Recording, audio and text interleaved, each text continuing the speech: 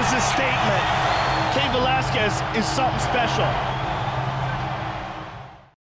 Before Cain Velasquez ever stepped into the UFC's octagon, the Mexican-American warrior was pegged for greatness by fight game insiders and fans alike. Yet unlike many young fighters who collapse under the weight of expectations, the soft-spoken Californian embraced them, not verbally, but with his actions. A two-time All-American wrestler for Arizona State University, Velasquez turned to mixed martial arts after college and garnered rave reviews in his first 2 pro bouts as a member of the American Kickboxing Academy in San Jose. So when it was announced he would be making his UFC debut in Montreal at UFC 83 on April 19, 2008, anticipation reached a fever pitch as the hard-hitting phenom graced the octagon in just his 3rd professional appearance. For Velasquez, though, it was business as usual as he blasted out Brad Morris just 2 minutes and 10 seconds into the opening round.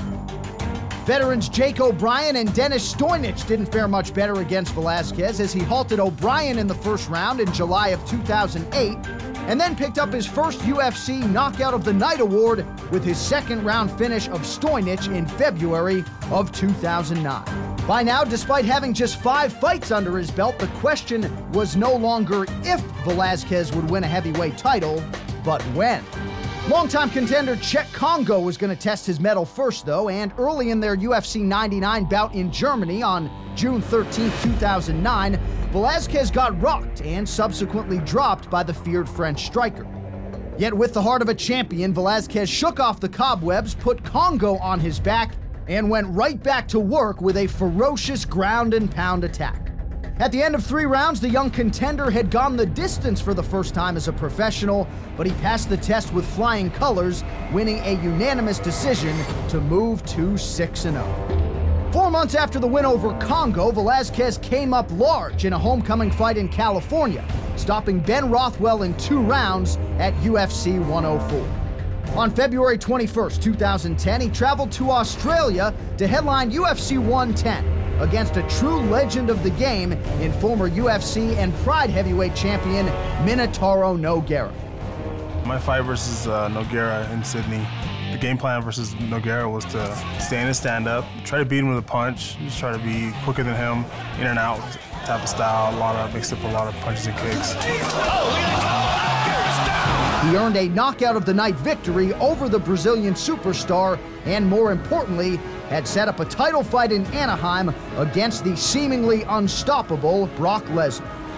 There's a buzz here at Honda Center. Remember, the crowd was crazy. If I go to fight anywhere where there's like a huge Latin population, just the place just explodes. It was just an amazing feeling. We knew that he would come out with a lot of pressure, but as far as him coming out and running at me, that was unexpected. Lesnar looks to tie up early. When he did that, it just came in my head like, whoa, you know, we're fighting now. We're fighting. Brock coming out swinging. He hit a strong takedown. There he is. Got the takedown. Put all the energy and just take down somebody, and they get up right away from you. To do that to somebody is discouraging. I was trying to connect as much as I could with the punches that I was throwing. And that, ladies and gentlemen, is huge. Out of the corner of my eye, I could see her coming in closer and closer. I knew that the end was possibly near. Lesnar's in big trouble. Lesnar covering up. He came in and stopped the fight. It is all over. At that moment, you know, all the hard work I put in since I first got into the sport just all paid off right then. I'm proud of that. I'm proud that I got the belt. Cain Velasquez is the UFC heavyweight champion. Complete, total domination. The story of Cain Velasquez isn't over, though. He is just beginning. And while he's been on the move toward glory all his life, he's still moving.